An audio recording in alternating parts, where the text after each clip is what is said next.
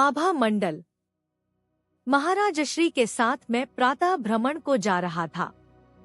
उन दिनों देवास में रेलवे स्टेशन पर एक भी मकान नहीं बना था। सुनसान सड़क, कभी कभार इक्का दुक्का कोई गाड़ी पर जाने वाला यात्री अथवा कोई टांगा दिख जाता था। सड़क के दोनों ओर वृक्ष बहुत कम थे। पतझड़ होने से उनके पत्ते भी झड़ चुके थे, जिससे पक्षी भी अपने बसेरे उठाकर अन्यत्र जा चुके थे।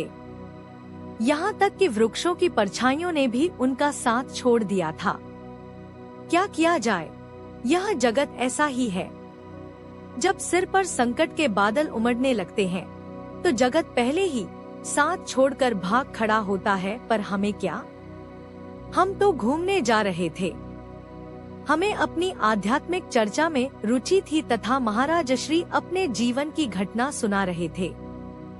मैं एक स्वामी जी के साथ गुजरात भ्रमण पर था। 2-1 वर्ष संन्यास ग्रहण किए हो गए थे।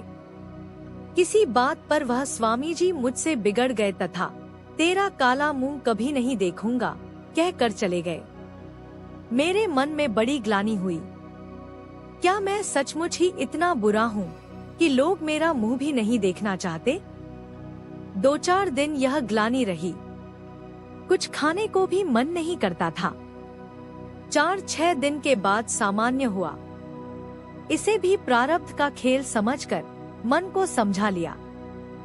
तब मैं दक्षिण दिशा की ओर चल दिया तथा घूमता घामती रमण महर्षि के आश्रम पर जा पहुंचा। उन दिनों रमण महर्षि वर्तमान थे। उनके आश्रम का वातावरण अत्यंत शांत एवं आनंददायक था। चारों ओर शांति बिखरी पड़ी थी। महर्षि भी प्रातः भ्रमण के बड़े पाबंद थे। वह जब वापस लौटते तो लोग उनके दर्शन के लिए रास्ते के दोनों ओर खड़े हो जाते थे। मेरे मन में कोई विशेष प्रश्न तो था नहीं, केवल दर्शन लाभ ही लेना था। फिर वहीं पर एक मंदिर में दर्शन करने गया, जहां एक बड़ा विचित्र अनुभव हुआ। मंदिर की परिक्रमा करते समय एक स्थान पर आकर मेरा मन एकदम शांत स्तब्ध हो गया।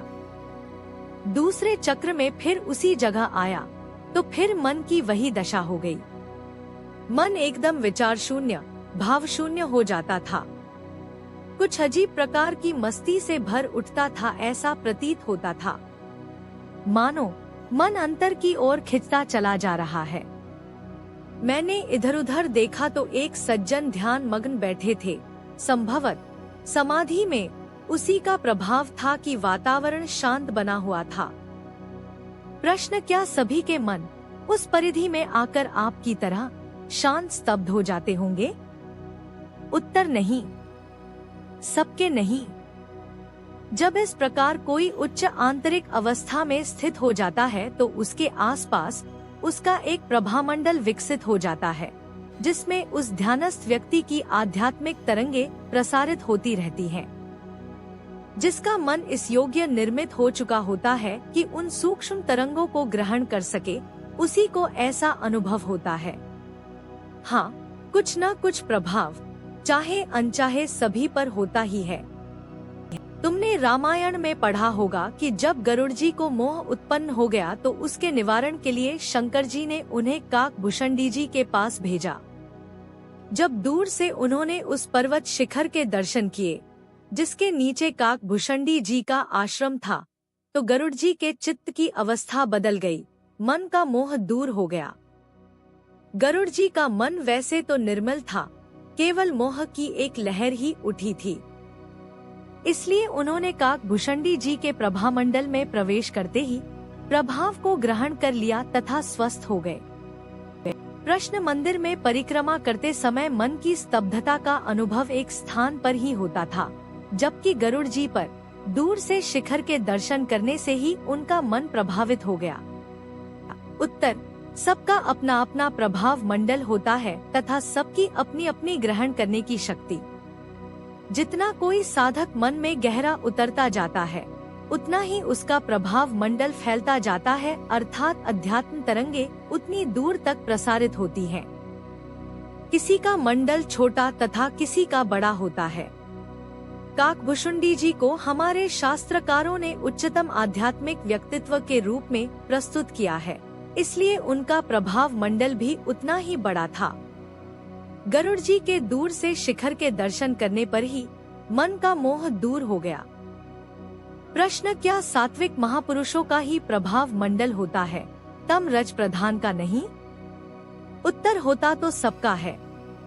यदि सत्वगुण प्रधान व्यक्ति किसी सीमा विशेष तक सत्वगुण प्रसारित करता है तो तमरज प्रधान व्यक्ति तमरज का। सत्वगुण प्रधान जगत में कोई विरला ही होता है। सारा का सारा जगत तो अपने प्रभाव मंडल द्वारा तमरज प्रसारित करने में ही लगा है। जिसके पास जो होगा वह वही तो बांटेगा। दुहखी मन दुहक को, चंचल मन चंचलता को, प्रसन्न मन प्रसन्नता को तथा विषी मन विश्वासना सर्वत्र फैलाता फिर रहा है। जिस प्रकार चंचल मन सात्विकता के प्रभाव को ग्रहण नहीं करता, उसी प्रकार सत्वगुण प्रधान व्यक्ति तमरज के प्रभाव को नकार देता है। प्रश्न, इसका अर्थ यह हुआ कि किसी प्रभाव मंडल के प्रभाव को ग्रहण करने के लिए पहले से ही चित्त में सद्गुण की प्रधानता होना आवश्यक है। उत्तर, यह समझो कि पहले तो सत्वगुणी प्रभाव मंडल के संपर्क में आने से सामान्य लोग बचना चाहते हैं। सारा जगत दुहखी है, किंतु कितने लोग काकभुशुंडी जी के आश्रम तक पहुंच पाए? किसी नगर के पास कोई आध्यात्मिक महापुरुष रहता है तो उस नगर के कितने लोग उसके संपर्क में आते हैं?